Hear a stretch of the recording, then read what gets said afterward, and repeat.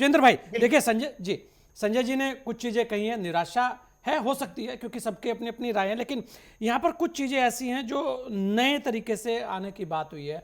आप देखें, railway track की बात हुई है कि नए जो नहीं स्पीड की बात हुई है कि आपको कॉरिडोर अगर मैं ये देखूं तो मुंबई पुणे हैदराबाद, चेन्नई हैदराबाद पुणे वाराणसी सिलीगुड़ी हैदराबाद बेंगलोर और दिल्ली वाराणसी, मतलब कि एक बहुत बड़ा एक स्पीड हाई स्पीड ट्रेन चलाने की इसमें बात हुई है। इसको लेकर आपको क्या लगता है? और यहां पर आप एक सबसे महत्वपूर्ण बात जो हम कर रहे थे कि टैक्स को लेकर जरूर निराशा सबको लगी है कि यार पुराना ही रह गया, कुछ भी दे देते, क्योंकि इंसान है उसे कुछ ना कुछ तो चाहिए ही है।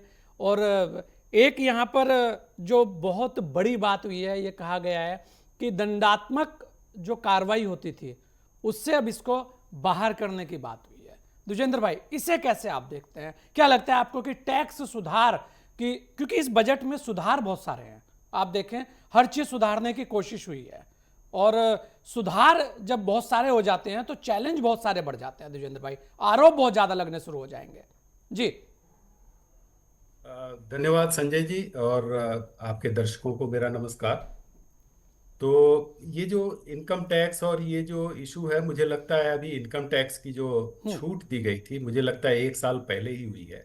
हम्म। तो किसी को भी उम्मीद तो नहीं करना चाहिए था कि इतनी जल्दी कोई छूट बढ़ाकर दे दी जाएगी। और कम से कम मैं तो नहीं कर रहा था कि इतनी जल्दी कोई छूट जो है दोबारा केंद्र आएगी। सरकार फिर से जो है लिमिट जो है बढ़ा देगी। हार्डली 1 साल हुआ है। यहाँ टैक्स एक्सपर्ट बैठे हैं, वो इस पर ज्यादा रोशनी डाल सकेंगे। तो वो मुद्दा तो मुझे लगता है किसी को भी उम्मीद नहीं करनी चाहिए थी। हम्म। अब ये इंफ्रास्ट्रक्चर पे देखिए आप, जैसे जैसे आबादी बढ़ेगी हम्म। तो इंफ्रास्ट्रक्चर पे आपको खर्च तो करना ही पड़ेगा। और केंद्र सरकार का जो बजट है, चाहे पहले के बजट है जो अभी के बजट है, और उन सभी बजट में लोगों सारी जो सरकार की जो प्लानिंग होती है वो तो रहेगी। हम्म। और उस दिशा में बजट ने जो है अपना जैसा करना चाहिए वो तो किया है। और इसलिए मैं कहता हूं कि इंफ्रास्ट्रक्चर को बढ़ाना मजबूरी भी है, क्योंकि हाँ, बारह अब दशमलव जब बीस लाख करोड़ का बजट है इंफ्रास्ट्रक्चर का। हाँ, तो इतनी इतनी आबादी अगर आपकी बढ़ रही है तो आपको रेल नेटवर्क बढ़ाना ही पड़ेगा, आपको रोड नेटवर्क बढ़ाना ही पड़ेगा। तो ये बढ़ाना तो आपकी मजबूरी, आप न भी चाहें तो भी आपको बढ़ाना ही होगा। और वही जो है केंद्र सरकार के बजट में मुझे दिखाई पड़ रहा है। लेकिन मुझे थोड़ा सा इंटरेस्टिंग एक मुद्दा लगा कि पटना और बनारस में ये शिप रिपेयर का हाँ, एक जी एक जो है वो उन्होंने कर रहे हैं। घोषणा की है। हम्म। ये मेरे गले नहीं उतर रहा है कि शिप रिपेयर पटना और बनारस में कैसे होगा। हम्म। क्योंकि शिप और रिपेयर जो होता है वो हमेशा समुद्र के किनारे होता है। हम्म। और क्या मतलब शिप पूरा ट्रक पे लाद के ले जाएंगे? तो ये, अब मुझे तो कई बार लगता है नरेंद्र मोदी जी की इंटेंशन बहुत अच्छी रहती है, लेकिन उनके जो एडवाइजर्स हैं हम्म। वो शायद उनको या तो कुछ समझते नहीं है या फिर गलत सलाह देते हैं।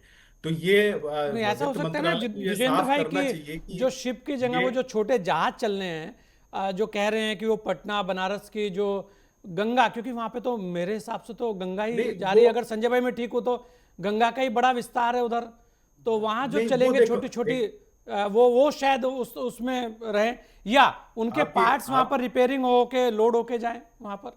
आपकी बात से सहमत हूं। वो हम्म। वो शिप की कैटेगरी नहीं आती, दैट इज, ये बिगर स्टीमर हो गए। हाँ। जो कमर्शियल जो शिप होते हैं वो तो हमेशा, वो तो एक आधा किलोमीटर लंबे चौड़े काफी होते हैं। मैं हम्म। मुंबई में रहता हूं तो मैं आपको इस बारे में बता सकता हूं। आपको सारे जो शिप रिपेयर जो शिप बिल्डिंग यार्ड्स हैं वो सारे समुद्र के किनारे हैं।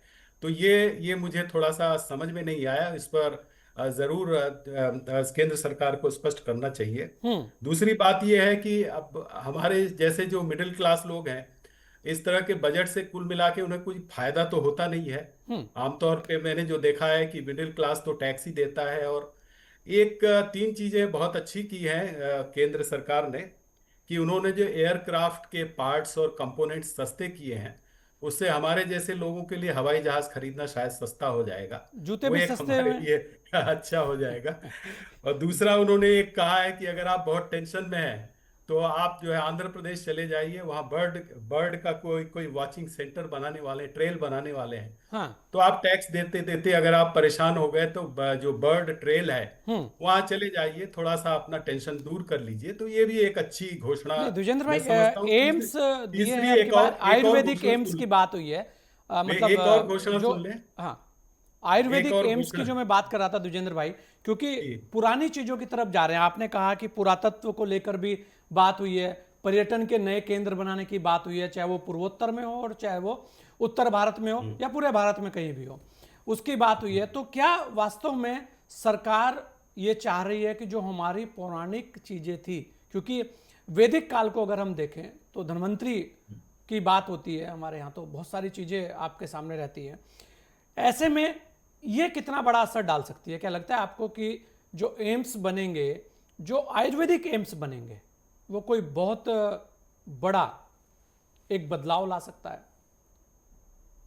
देखिए, जो इंडिजीनियस मेडिसिन जो साइंस है, यानी हाँ। जिसे आप लोग आयुर्वेद कहते हैं और जी। इसे विदेश के लोग इंडिजीनियस मेडिकल साइंस बोलते हैं, उस पर जितना ज्यादा काम अमेरिका में हो रहा है उतना कहीं नहीं हो कहीं रहा नहीं हो है। आपको आश्चर्य होगा सुन करके कि अमेरिका की डॉक्टर सेन है एक, मैं उनको जानता हूँ। रहा। वो तो कि पिछले कई साल से इस तरह के आयुर्वेद पे वहाँ रिसर्च कर रहे हैं, और वो उसके उसके माध्यम से अमेरिका वाले काफी नई चीजें वहाँ कर रहे हैं। जितना जो रिसर्च यहाँ होना चाहिए था वो रिसर्च नहीं हो रहा है।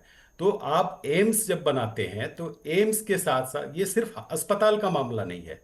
देखिए, मेडिकल फील्ड तभी आगे बढ़ेगा जब रिसर्च प्लस ट्रीटमेंट, इसका कॉम्बिनेशन होगा। चाहे एलोपैथी ले लो, मॉडर्न मेडिकल साइंस ले लो, या आयुर्वेद ले लो। तो अगर आप एम्स बना रहे हैं तो एम्स के साथ साथ आपको रिसर्च की भी जो है सुविधा और रिसर्च की व्यवस्था करनी चाहिए।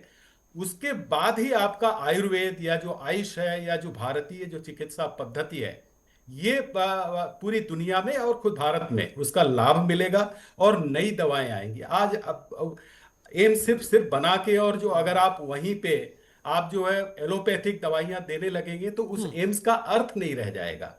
तो फिर तो वो जो मॉडर्न मेडिसिन है जिसे एलोपैथी कहते हैं वही हो जाएगा।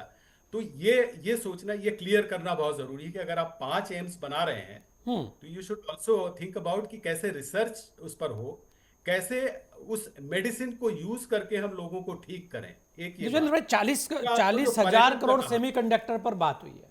40,000 करोड़। सेमीकंडक्टर तो देखिए आज की तारीख में अगर आप सेमीकंडक्टर पे अगर आपने काम नहीं किया तो आप मतलब कहते हैं ना, जो स्लाइड होता है ना, स्लाइड से घिस के एकदम नीचे पहुंच जाएंगे।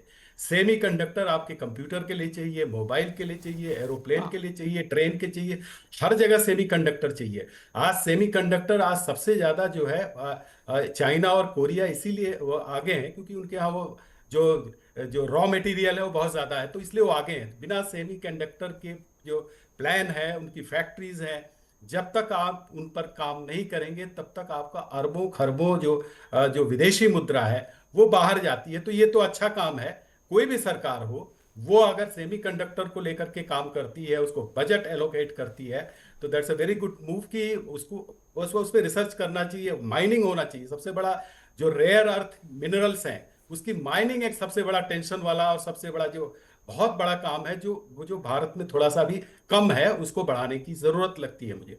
तो एआई रेयर पर अर्थ पे जोर तो दिया है। जो सरकार कर रही है दैट्स वेरी गुड थिंग, उसको बिल्कुल करना चाहिए उनको। एआई की बात हुई है कि इस बार एआई पर थोड़ा फोकस ज्यादा रहेगा सरकार का। ये हाँ पहले से ही कह एआई, रहे हैं, सरकार पहले से कह भी हाँ रही है। देखिए एआई तो हम सब लोग काफी यूज करते हैं, सब आप सब लोग भी, सारा मीडिया यूज करता है। और एआई की और रोबोटिक्स जो है, एआई के बाद जैसे मैंने अभी देखा है कि हमारे बहुत सारे जो इंस्टीट्यूट हैं अभी भी वो पुरानी घिसे पिटे बीएससी एमएससी पढ़ा रहे हैं। आप वो बीएससी को चेंज करो ना, आप बीएससी को स्पेशलाइज्ड करो। अब मुंबई में और महाराष्ट्र में आपको बीएससी नॉर्मल जो है, जिसको बायोलॉजी में अगर कुछ रिसर्च करनी है या उसको टीचर बनना है तो भले वो नॉर्मल बायोलॉजी पढ़ लेगा। लेकिन अगर आप बीएससी पढ़ा रहे हैं अगर बनारस में, पटना में या देहरादून में, तो आपको बीएससी को आईटी से जोड़ना चाहिए। BSc in IT, BSc in data science, BSc in AI, इस तरह के कोर्सों को बढ़ावा देना चाहिए। तो जो ये एआई की बात अगर बजट में है तो इसको शिक्षा को भी इसमें जोड़ना चाहिए कि जो नए बच्चे हैं 12वीं के बाद जो निकल रहे हैं बीटेक वो कम से कम कंप्यूटर साइंस एआई और डेटा साइंस में तो अच्छे जाएं। अगर आपके बच्चे डेटा साइंस पढ़ेंगे ही नहीं, वो बायोलॉजी और केमिस्ट्री और वो केमिकल मिलाने और एक नया केमिकल पैदा करने का पुराना घिसा पिटा अगर वो जो जो पाठ्यक्रम लेंगे तो उससे कहाँ से हमारे नए वैज्ञानिक कहाँ से पैदा होंगे। तो ये मेरे ख्याल से that's a very good good thing कि अच्छा, एआई द्विजेंद्र भाई की नज़र में यूज किया जाना चाहिए। बजट को क्या क्या कैसे देखेंगे आप? क्या कहेंगे इस बजट के लिए? 50-50 कहूंगा। 50-50 मतलब ठीक है, इट्स नॉट वेरी एक्स्ट्रॉर्डिनरी कि मैं कहूं कि ये 10 का 10 है। ये 5-6 पॉइंट से ज्यादा वाला नहीं है। हाँ। लेट्स होप कि ये साल भर में अगर इस पे काम करें और 5 मार्क खींच करके ये 7-8 तक चले जाएं तो वो भी एक बहुत अच्छी द्विजेंद्र बात भाई, है। आपको लगता है कि अगर पर्यटन और कनेक्टिविटी ये दो चीजों पर इस साल फोकस हो जाए तो शायद आगे बढ़ा जा सकता है? पर्यटन के लिए दो चीजें बहुत जरूरी हैं। हाँ। एक तो जो आपने कहा और अभी संजय राणा जी ने कहा और विनोद शर्मा जी ने कहा कि पर्यटन के लिए पहला तो इंफ्रास्ट्रक्चर होना चाहिए, हाँ। वो तो जरूरी है। दूसरा ये होता है कि कल्चर होना चाहिए। पर्यटन जो एरिया है वहां पर आपका कल्चर क्या है। अगर कोई, ऐसे हम बहुत सारे वीडियोस देखते हैं, अगर कोई विदेशी महिला आपके इलाके में बहुत बढ़िया जो एक टूरिस्ट स्पॉट बनाया है और वो महिला जाए और कोई आदमी आकर उससे सेल्फी लेने की जबरदस्ती करे तो ये कल्चर का मामला है। तो इसको ठीक करना भी बहुत जरूरी है। Culture policing, moral policing is also important नहीं, बिल्कुल, along with your ये बड़ी चीज है। infrastructure।